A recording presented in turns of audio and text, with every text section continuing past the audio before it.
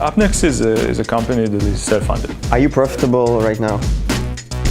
You want to compete with Messenger? It's a market that will definitely show its growth in the next couple of years. What's going on with the CPI market? Mazal tov. Congrats. Thanks. So how long are you in this office with this perfect view? We moved here about 2 years ago. How many people in this office? Not just Appnext, but in total we are about 110, something like that. Some of them are Appnext. Appnext is about 70.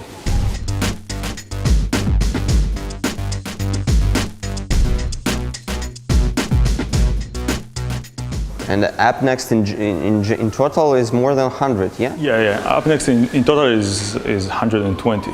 120. Yeah. And you continue to hiring? Yes. Yeah. You name the employees Appnexters. Who is the ideal Appnexter? Who's the ideal Appnexter? The ideal Appnexter is someone. She's very creative.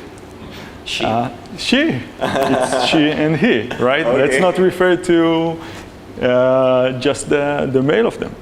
So very creative, ambitious, team player, agile in many aspects, and one that comes in the morning and knows what they want to do and make sure that whatever they do with passion.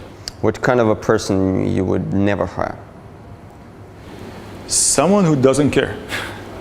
Someone who doesn't care. Someone who we feel that will not be part of that DNA of the company, will not contribute, will not feel passionate about what we do, and when he comes in the morning, he's not really interested in what is the contribution and what is he doing in the day-to-day, but just comes to work. We're looking for people that are coming to work to develop, to contribute, rather than to just tick the. Does it happen that sometimes people start to work very involved, and then after some period of time they stop and they don't care anymore?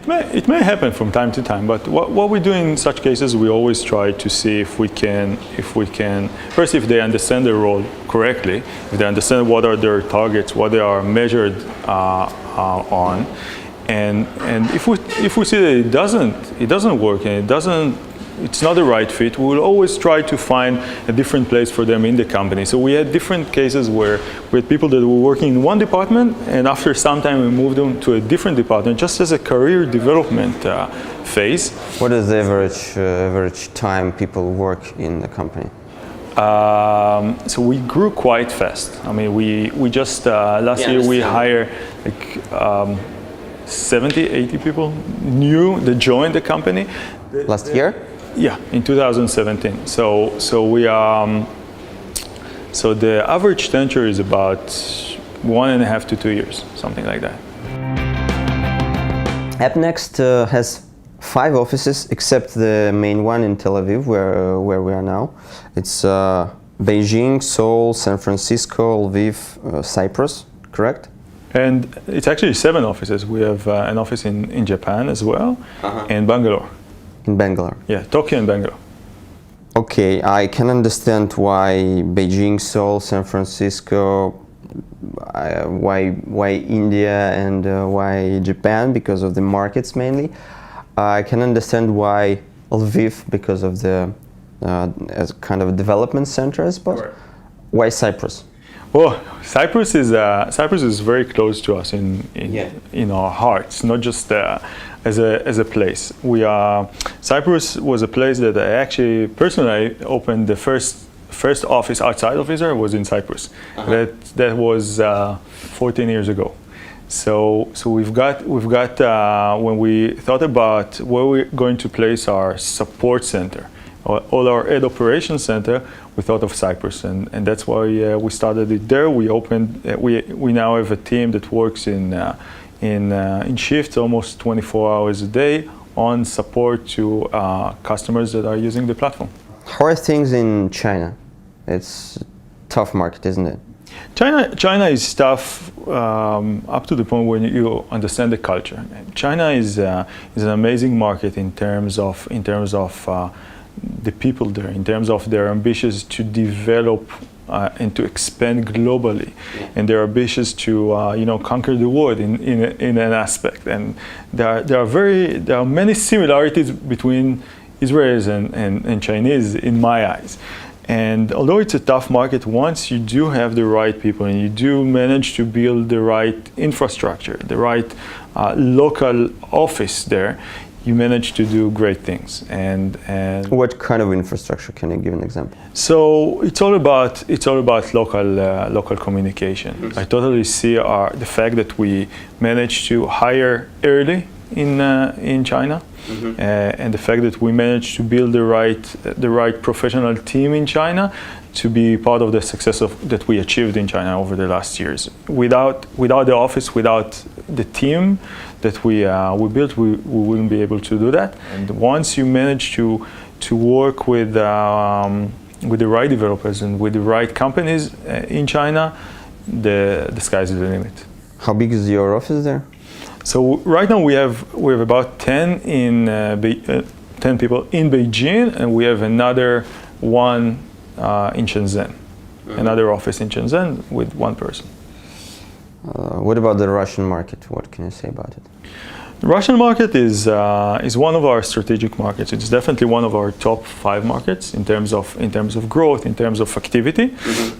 We see it as a strategic market in terms of where we're heading in the next couple of years. We're already working with some of the largest app developers there, publishers as well.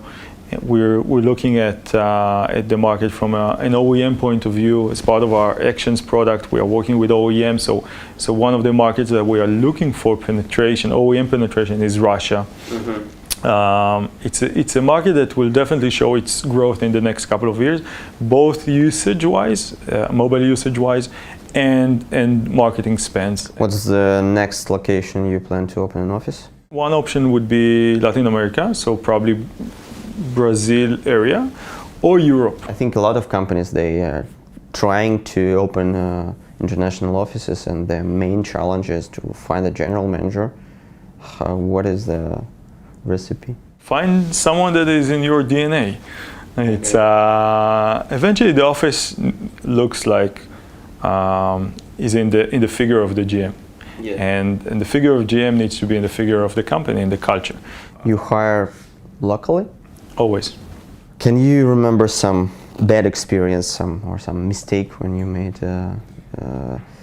wrong decision regarding the general manager?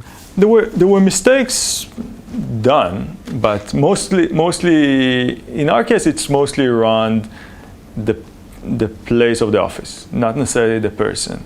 But for instance, in China, when we started, we thought that it makes sense to place it in the center of the financial center, which is Shanghai, not Beijing. And at the beginning, we opened the first office in Shanghai. And then a couple of months after, we understood that we actually set most of the meetings and most of our partners are in Beijing. So relatively quickly, we made a decision to move it to Beijing and with a similar team. It was just the beginning. I didn't find the information whether you got funds or not. Can you tell about that? Appnext is a company that is self-funded. So when we started in 2012, end of 2012, we wanted to build an app discovery platform, but brick by brick. I mean, originally I started my first internet business about 17 years ago. So there was. So you got some personal funds you've invested? Was it a big sum? Correct. We invested a couple of millions into the company over the years. So it's all self-funded. It's all bootstrapped, if you'd like. And I mean that's part of what gives us freedom to act. Couple of millions, not completely bootstrapped, actually.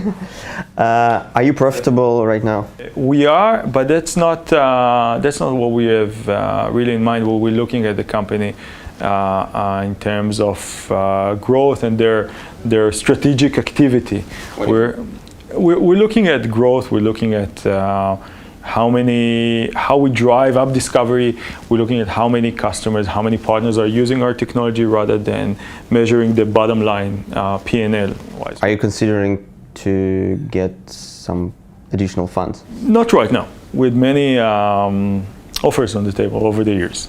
So, and about once a week, we get an email saying, hey, we'd like to learn more and looking into investing.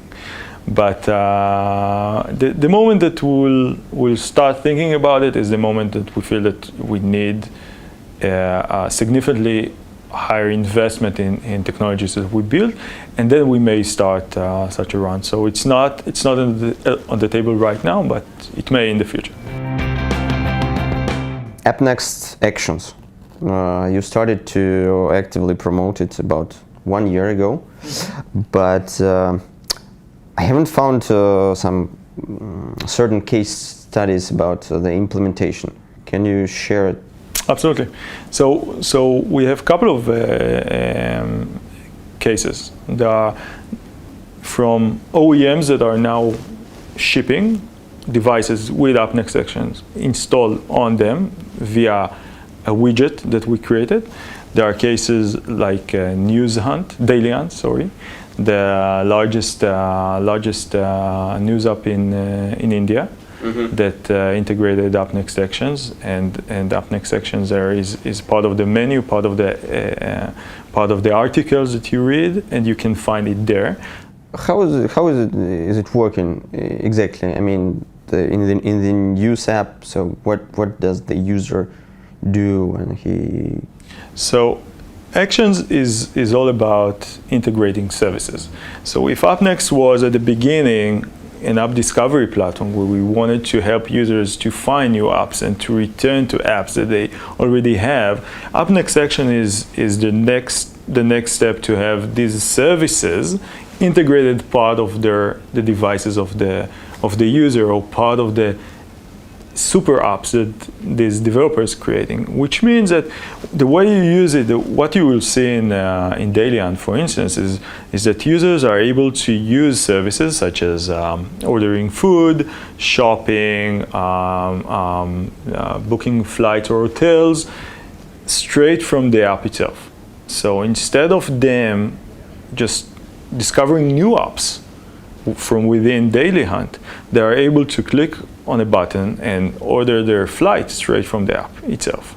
And the next step is to integrate the same into devices that you buy out of the box.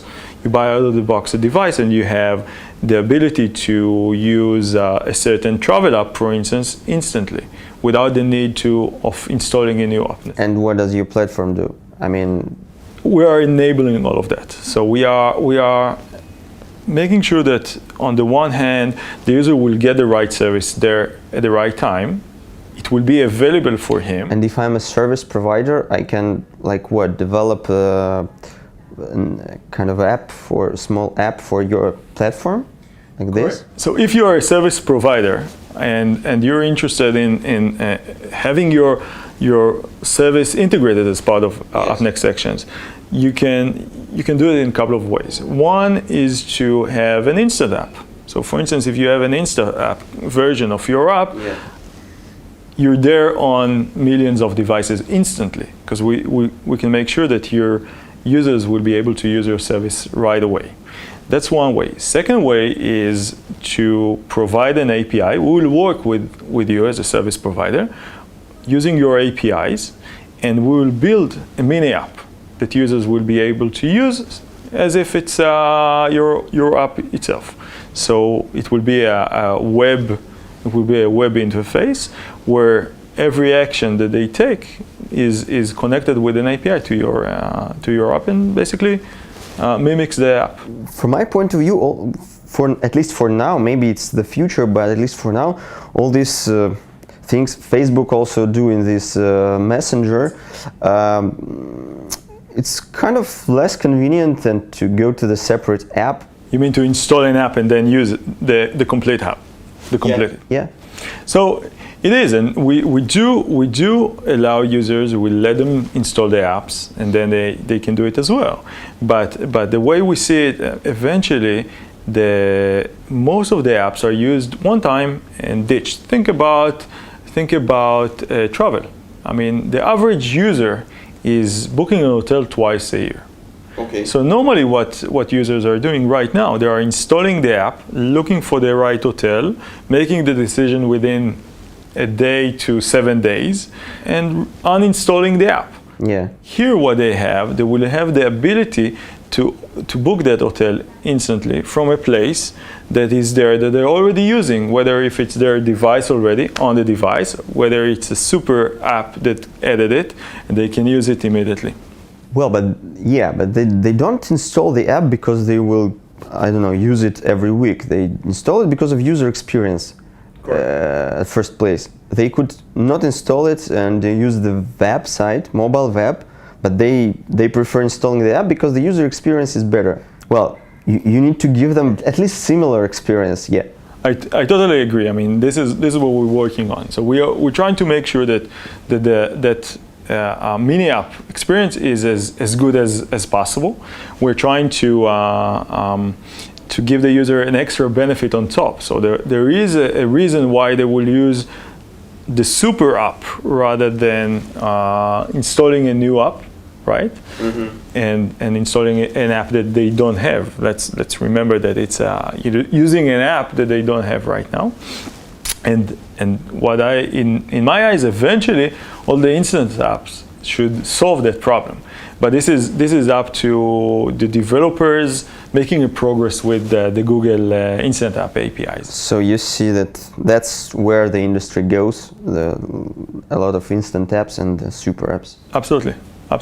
And it's probably not only me. It's probably the way Google envisions as well. So and you want to become to compete with Messenger, to become such a platform?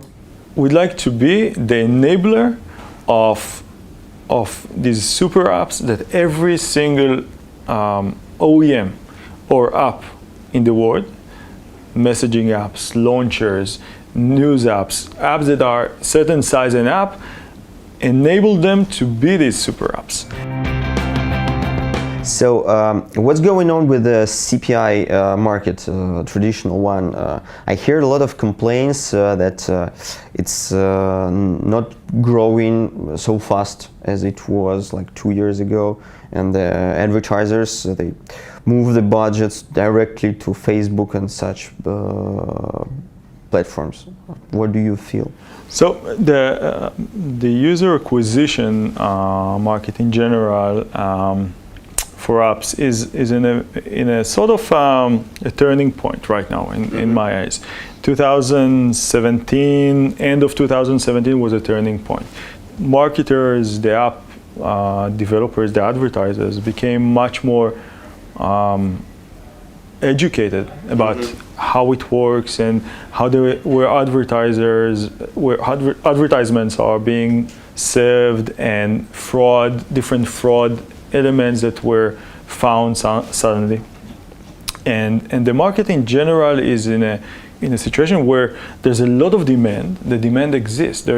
Advertisers are interested in acquiring new users all the time. Yeah. They have their first budget spent with Facebook and Google, and the CPI, the effective CPIs are increasing over time. There's no way to decrease them, but to increase. The media cost for an existing brand becomes more and more expensive. So they're looking for new avenues to spend their marketing dollars with.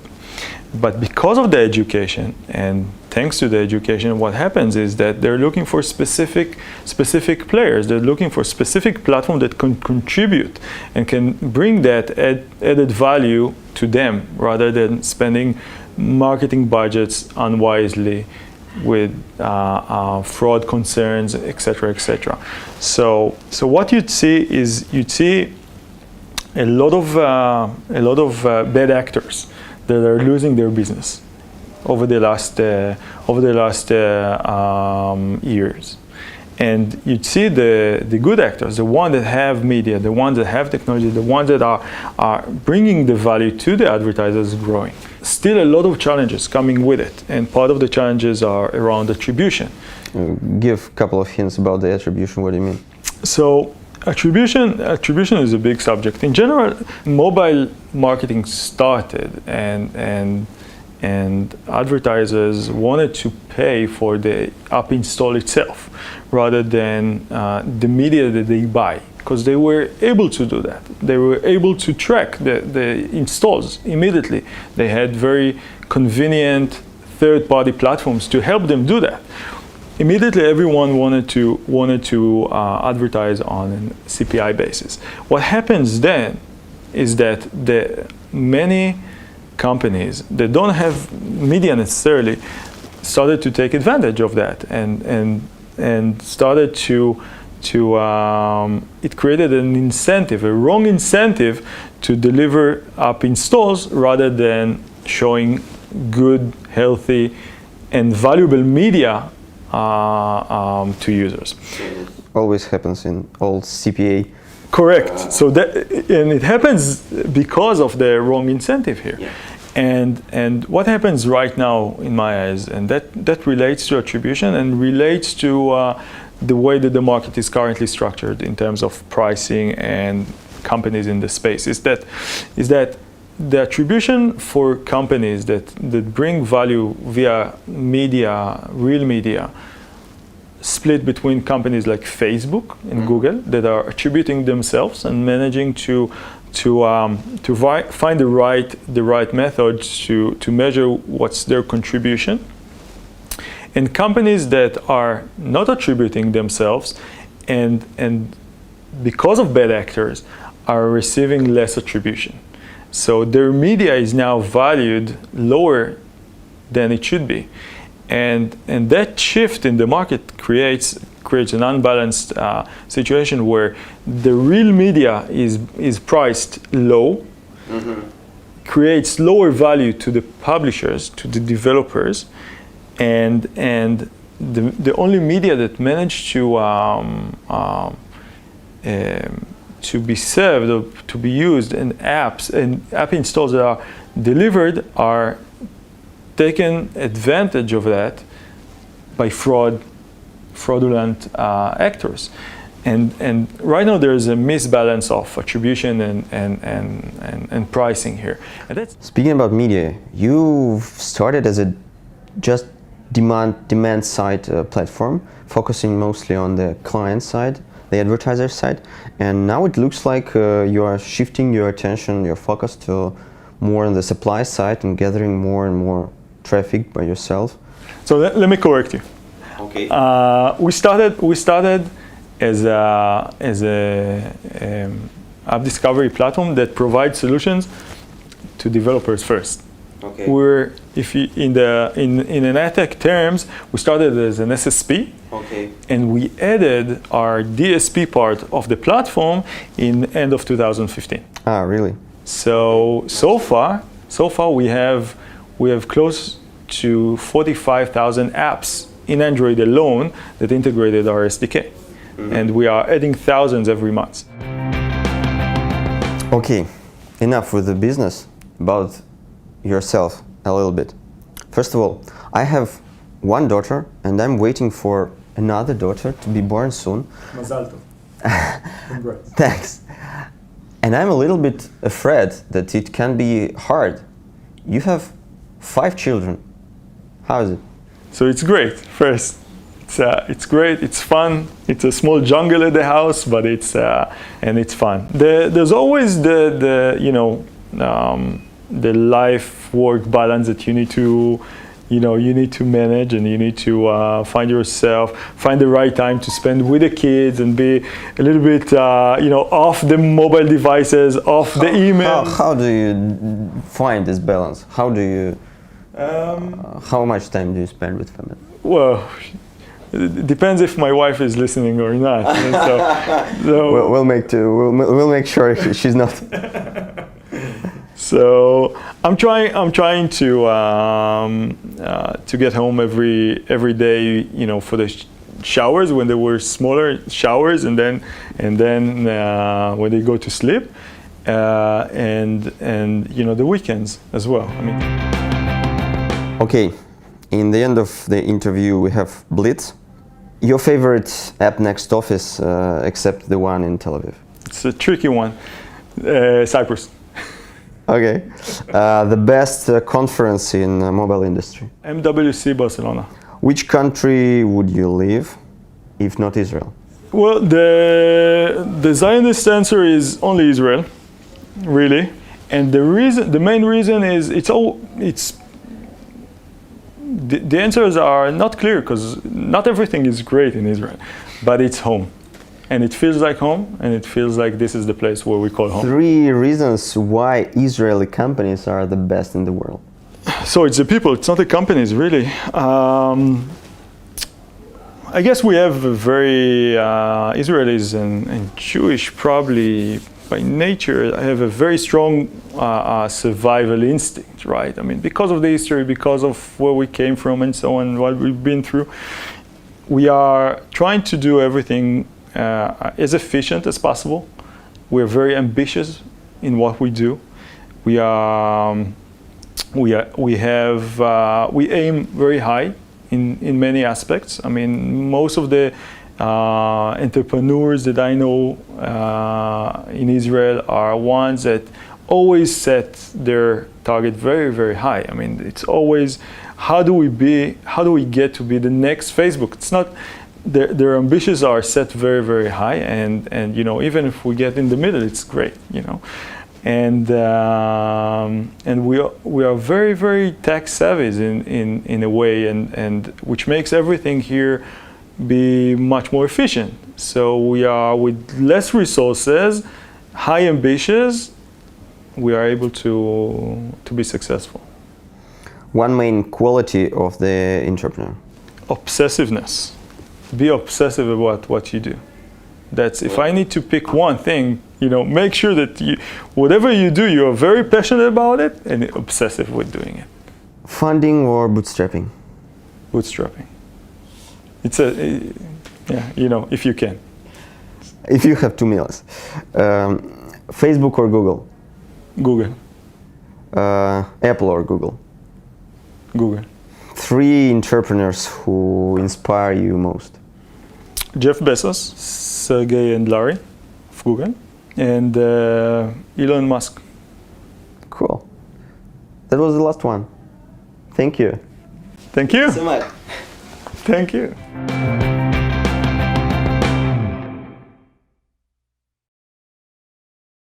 That's where the industry goes.